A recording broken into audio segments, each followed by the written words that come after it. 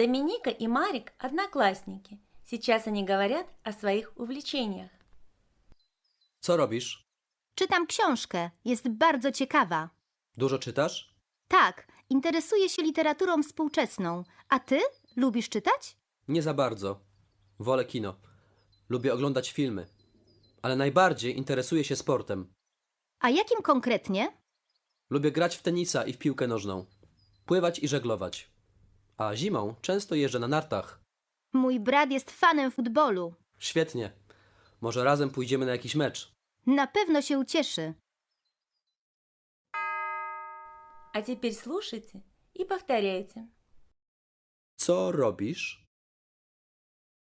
Czytam książkę. Jest bardzo ciekawa. Dużo czytasz? Tak. Interesuję się literaturą współczesną. A ty? Lubisz czytać? Nie za bardzo.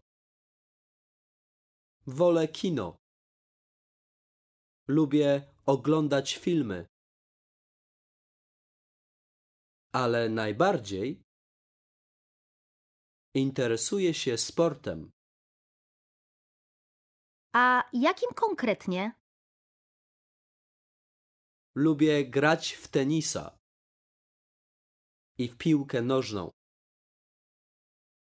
Pływać i żeglować.